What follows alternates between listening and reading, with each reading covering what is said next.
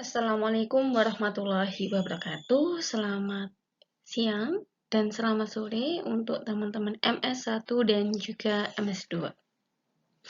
Semoga teman-teman senantiasa diberikan kesehatan sehingga bisa menyimak materi yang akan saya sampaikan dengan sebaik-baiknya. Oke, di pertemuan ke-9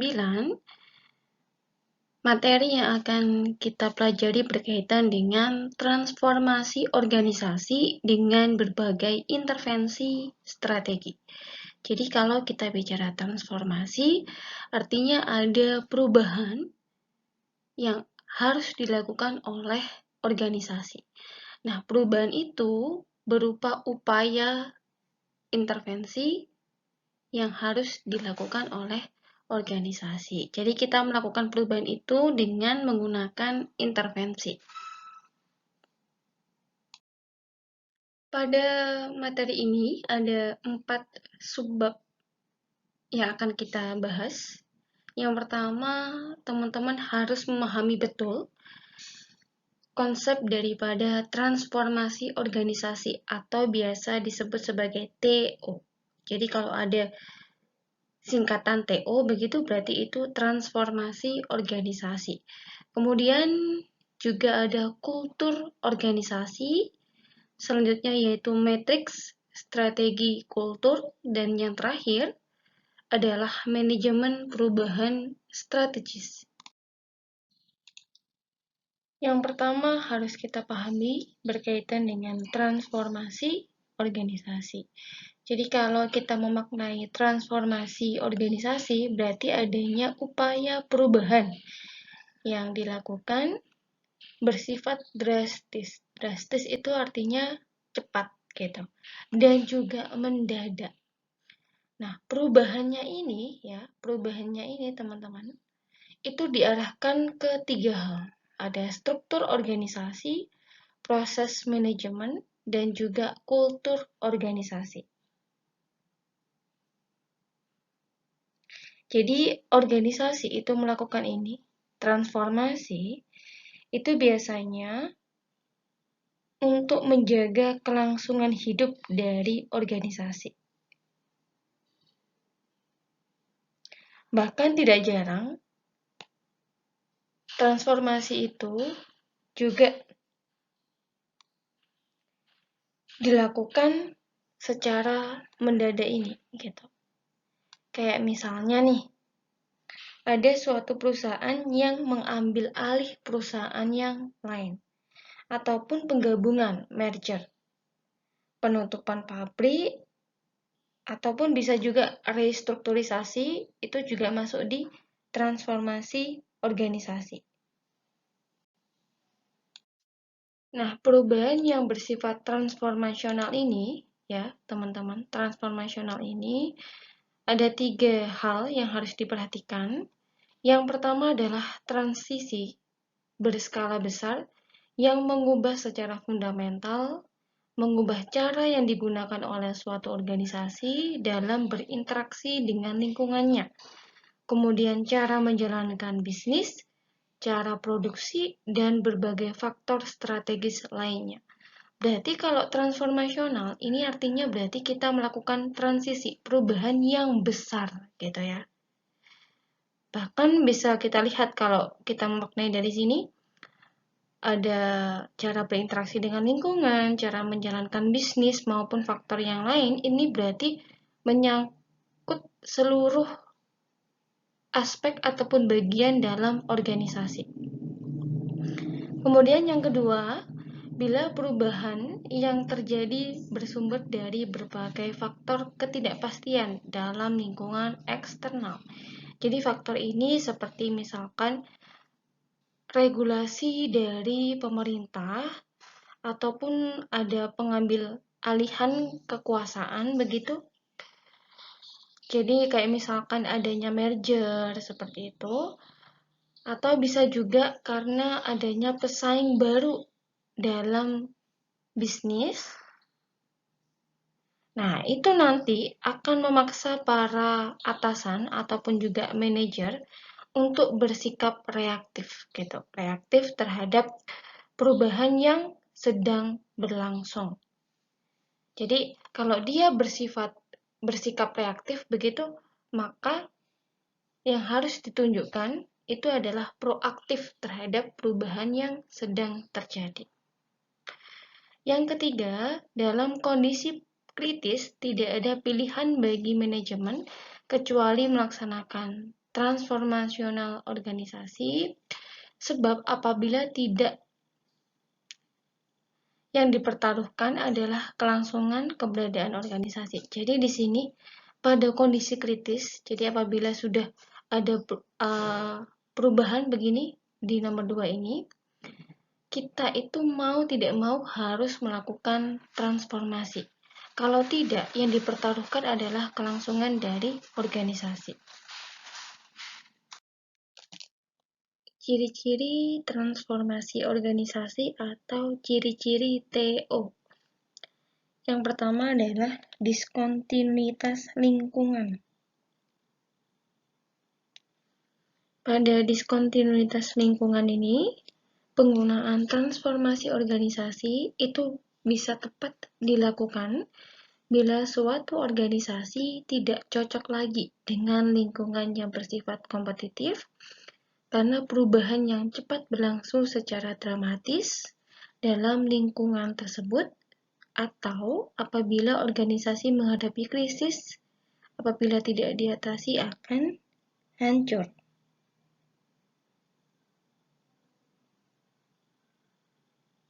Jadi di sini artinya kita melakukan ini, transformasi organisasi atau TO ini, apabila perubahan yang terjadi di lingkungan organisasi kita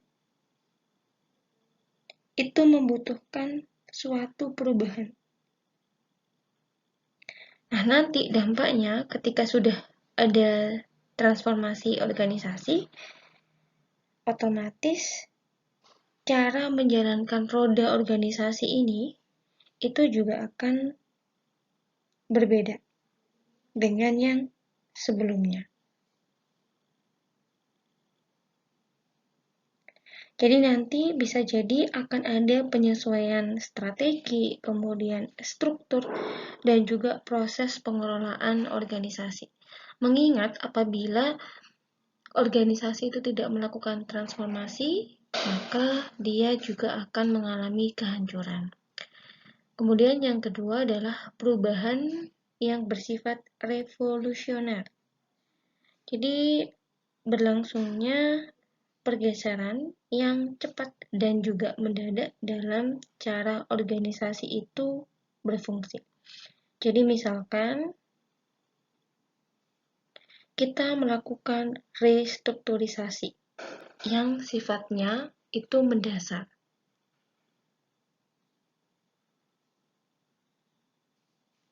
Jadi restrukturisasi ini bisa jadi karena pimpinan yang ada dalam organisasi tersebut itu tidak bisa mengendalikan hal-hal yang berada di luar kemampuannya. Jadi misalnya kayak ada fluktuasi, kemudian politik, nah itu dia tidak bisa mengendalikan atau di luar kemampuan dia gitu. Ataupun terjadi pergeseran pada situasi pasar dan juga harga. Makanya di sini perlu dilakukan restrukturisasi. Nah, kalau misalkan yang hal-hal seperti kayak tadi politik, perekonomian, nah itu kan harus secara cepat gitu kan. Perubahannya kan pasti sangat cepat dan juga mendadak. Makanya butuh dilakukan perubahan yang bersifat revolusioner. Kemudian yang ketiga, perubahan pendekatan mewujudkan perubahan. Jadi di sini pendekatan yang digunakan adalah pendekatan partisipatif.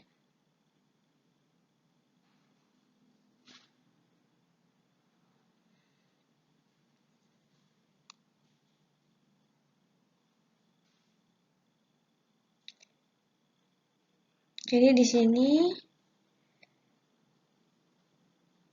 karyawan itu bisa terlibat dalam perubahan yang ada dalam organisasi.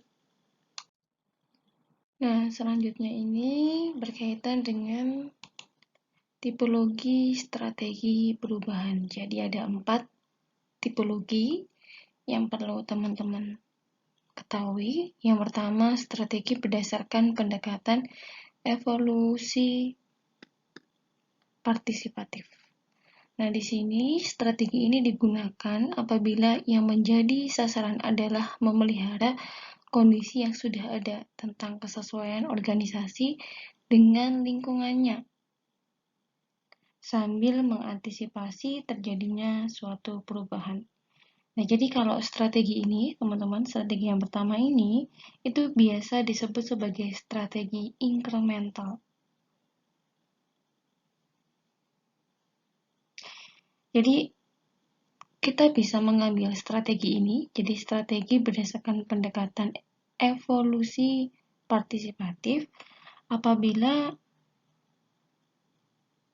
kondisinya itu atau perubahan yang harus kita lakukan bukan perubahan yang bersifat mendasar. Jadi kayak misalkan struktur, nah itu nggak boleh kita menggunakan strategi yang pertama ini. Karena kalau misalkan kita ingin melakukan perubahan struktur, itu sudah menyangkut sifatnya mendasar.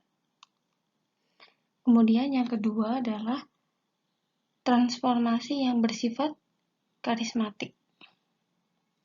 Jadi strategi ini digunakan apabila sasarannya ialah melakukan perubahan yang sifat radikal dalam kurun waktu yang singkat dan kultur organisasi yang mendukung. Jadi kalau perubahan yang kita jalani itu sifatnya adalah radikal, maka kita bisa menggunakan transformasi yang bersifat karismatik. Kita butuh karisma dari seorang pemimpin untuk bisa meyakinkan bawahannya atau karyawan, mengingat kita melakukan sesuatu yang bersifat radikal. Kemudian yang ketiga adalah evolusi yang dipaksakan. Jadi di sini strategi ini digunakan dalam hal perubahan yang diperlukan tidak bersifat mendasar dan berlaku untuk jangka panjang, akan tetapi kultur organisasi tidak mendukung. Jadi di sini kita nggak boleh menggunakan perubahan yang bersifat mendasar, dan juga di sini kultur organisasi tidak mendukung. Karena ini tadi dia cenderung dipaksakan. Atau yang keempat adalah transformasi diktatorial. Jadi strategi ini digunakan mewujudkan perubahan dalam hal organisasi menghadapi krisis.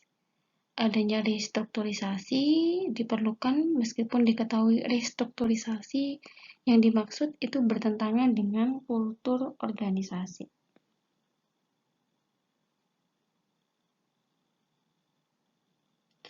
Jadi pada saat organisasi itu sudah menghadapi krisis, kita bisa memilih yang keempat ini, transformasi diktatorial. Selanjutnya yaitu kultur organisasi. Jadi ini budaya yang ada dalam organisasi merupakan penggabungan antara gaya kepemimpinan, manajemen puncak, norma, sistem nilai, serta keyakinan para anggota organisasi. Nah, di sini berarti yang kita gabungkan menjadi suatu budaya itu tidak hanya nilai dan juga norma, tapi di sini kayak misalkan gaya kepemimpinan, keyakinan juga kita masukkan menjadi satu sehingga budayanya lebih menyeluruh.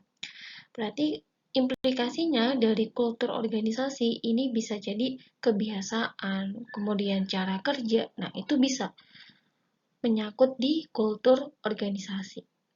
Atau bisa juga melalui nanti implementasinya adalah aturan-aturan dalam organisasi. Pemahaman kultur organisasi. Yang pertama, kultur organisasi tidak terbentuk begitu saja, melainkan mencerminkan masa lalu organisasi karena pada mulanya kultur organisasi itu diciptakan oleh para pendiri organisasi. Jadi teman-teman masih ingat kan yang tadi sebelumnya sudah saya jelaskan bahwa gaya kepemimpinan itu juga melekat pada kultur organisasi. Dan kultur organisasi ini juga sangat berkaitan dengan nilai dan juga norma. Jadi nilai dan norma yang ada di perusahaan sebelumnya itu juga bisa menciptakan suatu kultur organisasi. Yang kedua, kultur organisasi memerlukan institusionalisasi. Jadi, makna dari kata ini,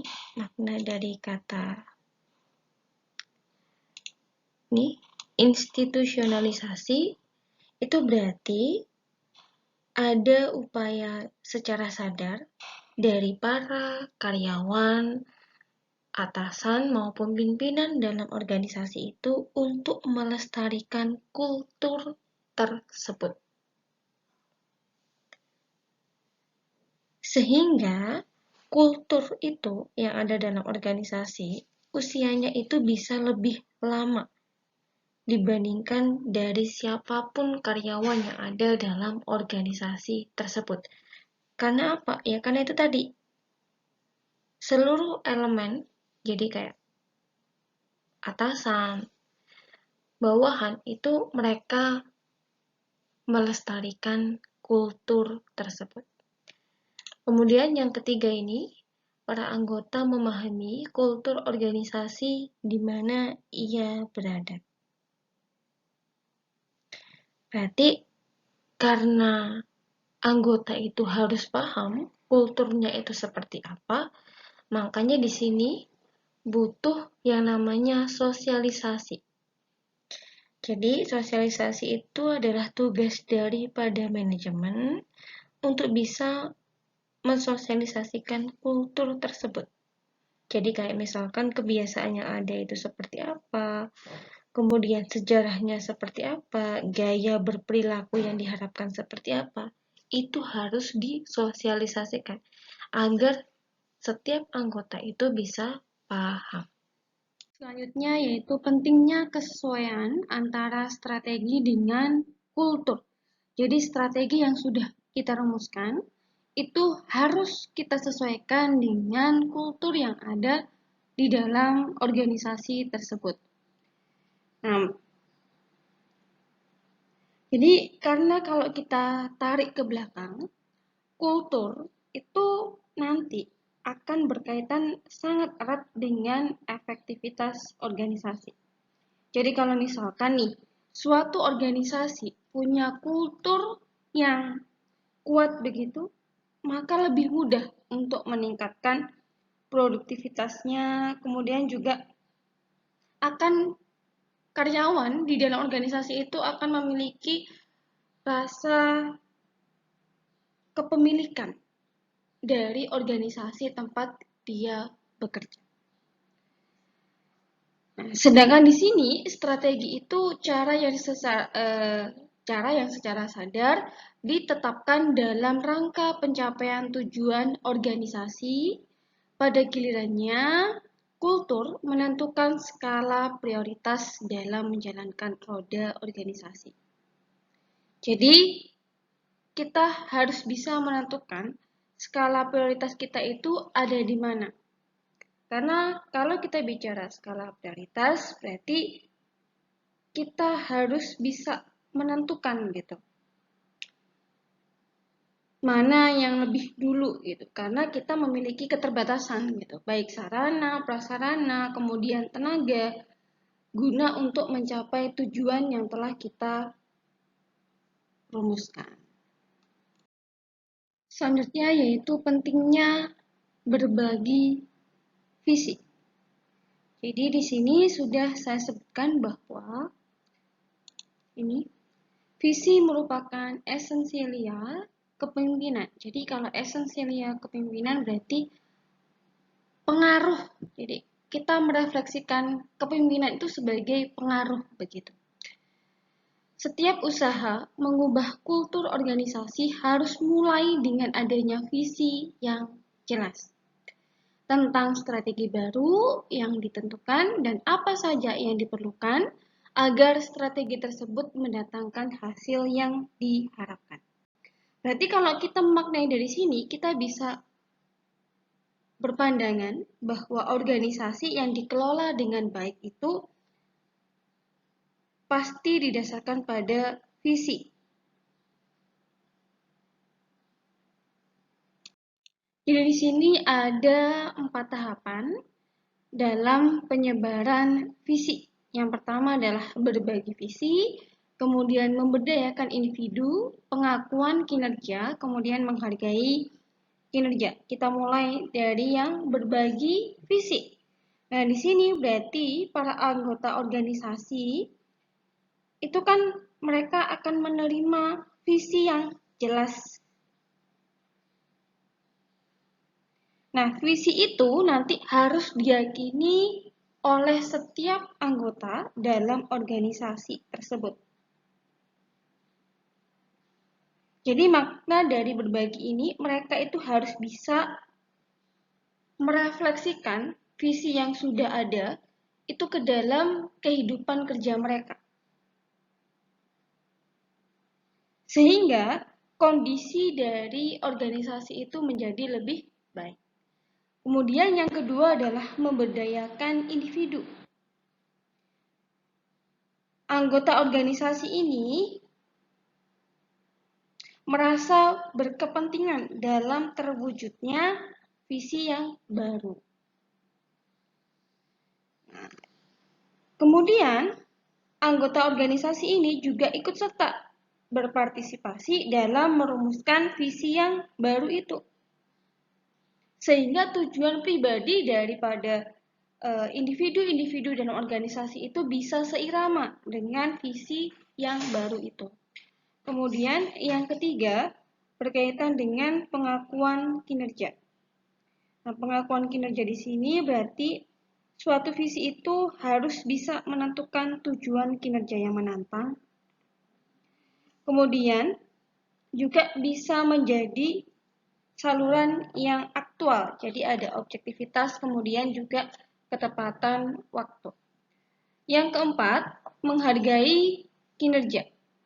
Nah, di sini berarti kita harus menghargai kinerja yang sudah dilakukan oleh para karyawan. Jadi misalkan karyawannya itu berprestasi, ya kita berikan penghargaan. Sedangkan kalau misalkan karyawannya itu tidak berprestasi, berarti kita berikan punishment atau hukuman. Sehingga karyawan itu bisa membantu kita dalam menyebarkan visi. Ini ada matriks strategi kultur, jadi ada 4 matriks di sini, bisa teman-teman lihat. Yang pertama dari sini, kelola perubahan, kemudian perkuat kultur, ubah strategi, dan juga kelola perubahan sekitar kultur. Kita akan membahasnya satu persatu. Di sini ada potensi kesesuaian perubahan dengan kultur yang ada. Jadi semakin ke sini, itu semakin tinggi, dan justru semakin ke sana, arahnya ke sini, ke kiri, itu justru semakin rendah. Sedangkan di sini ada perlunya perubahan strategis. Jadi kalau semakin ke bawah itu rendah, sedangkan semakin ke atas itu tinggi. Oke? Kita bahas dari mulai sisi ini ya. Nomor 1, kelola perubahan. Jadi di sini yang pertama kita harus mengelola perubahan dengan risiko yang dapat dikendalikan. Jadi di sini bisa kita pahami mengelola perubahan dengan risiko yang dapat dikendalikan. Berarti, kenapa kok dapat dikendalikan? Karena di sini potensi kesesuaian perubahan dengan kultur yang ada itu tinggi. Jadi otomatis risikonya itu bisa kita kendalikan. Alternatif yang di sini, yang pertama ini, bisa kita ambil apabila organisasi itu melakukan perubahan yang bersifat strategis. Jadi sesuai dengan kultur yang ada dalam organisasi tersebut. Karena itu tadi resikonya bisa dikendalikan. Kita yang kedua, perkuat kultur. Dan di sini juga resikonya tidak besar, jadi bisa dikendalikan juga.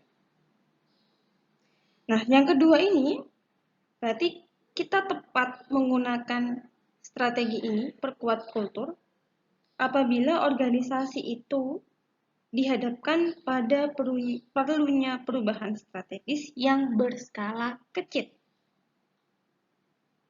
Dan otomatis perubahannya itu harus sesuai dengan kultur.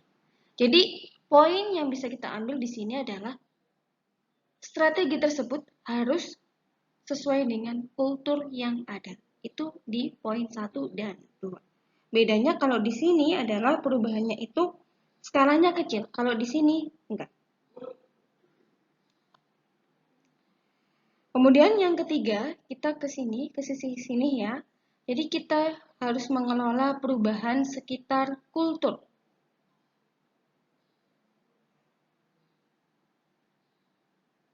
Jadi alternatif ini bisa kita tempuh, namun di sini harus kita ingat bahwa manajemen itu harus menyadari kondisi yang dihadapi oleh organisasi. Karena di sini berarti kulturnya itu, perubahan yang akan kita lakukan itu tidak sesuai dengan kultur yang ada. Bisa jadi kita itu mengupayakan perubahan yang frontal. Makanya nanti muncul tuh resistensi. Itu ada di sini. Kalau di sini di poin 1 dan 2 tidak ada resistensi ya. Kalau di poin 3 ini mulai muncul resistensi. Yang keempat, itu mengubah strategi. Nah, yang keempat ini bisa kita tempuh apabila manajemen merasa bahwa berbagai perubahan yang bersifat strategis itu harus dilakukan.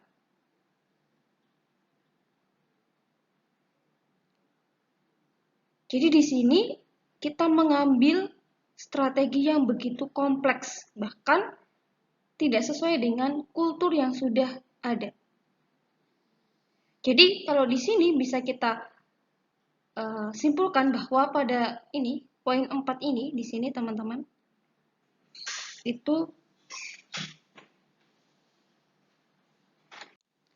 tingkat resistensinya tinggi dan juga resiko ketidakberhasilannya pun juga besar. Sistem dalam organisasi, jadi ada 3 sistem ya teman-teman. Yang pertama adalah sistem teknikal, kemudian sistem kultural, dan sistem politik. Jadi ketiga sistem ini yang melekat dalam suatu organisasi. Yang pertama adalah sistem teknikal. Nah, sistem ini berkaitan dengan pemecahan berbagai masalah yang mencakup misi, strategi, dan juga kultur dari organisasi. Nah, jadi ini lebih ke teknisnya. Teknis yang mana kita harus bisa memecahkan masalah terkait dengan misi, strategi, dan juga kultur. Tujuan daripada adanya sistem teknikal ini adalah untuk meningkatkan produktivitas dari organisasi dan juga karyawan. Yang kedua, sistem politik. Ya, sistem politik ini digunakan untuk memecahkan berbagai masalah yang ada kaitannya dengan alokasi sumber daya. Jadi kayak misalkan alokasi kekuasaan, kemudian wewenang, sarana prasarana, dana, ataupun bisa juga sumber daya manusia. Jadi kita pecahkan itu dengan menggunakan berbagai sumber yang ada dalam organisasi. Kalau sistem kultural, pemecahan berbagai masalah nilai yang pada gilirannya nanti itu kita kaitin dengan jawaban terhadap pertanyaan tentang sifat dan juga jenis berbagai sasaran yang hendak dicapai, cara yang digunakan, dan juga pemanfaatan serta pembagian hasilnya. Jadi kalau sistem kultural ini berkaitan dengan caranya bekerja seperti apa, metodenya seperti apa, nah itu kultur. Langkah perubahan strategis, ada 3 langkah yang harus dilakukan. Yang pertama adalah kembangkan citra organisasi.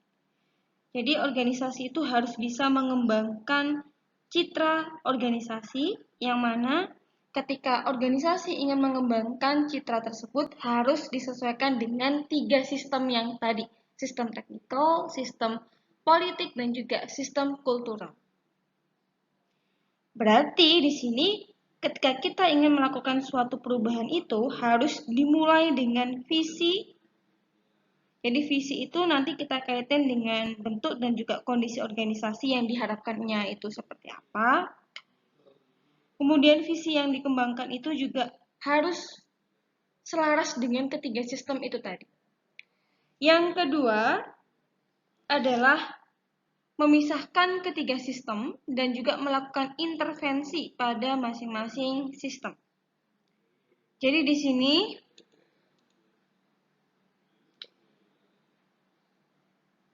ketiga sistem itu saling menguatkan.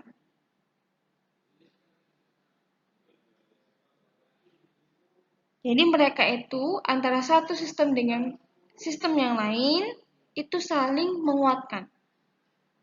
Nggak boleh dicampur menjadi satu sistem tuh nggak boleh. Jadi mereka itu terpisah tapi mereka masing-masing punya kekuatan sendiri.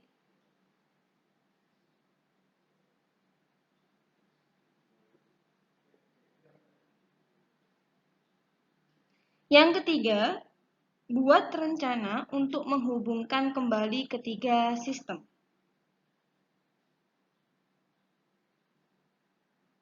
Jadi antara satu sistem dengan sistem yang lain itu harus kita hubungkan.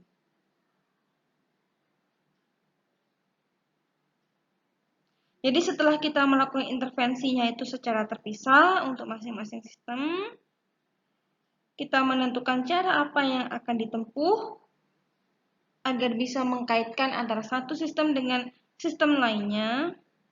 Kemudian kita harus juga merencanakan untuk menghubungkan kembali ketiga sistem itu, sehingga bisa mewujudkan kondisi organisasi yang diinginkan.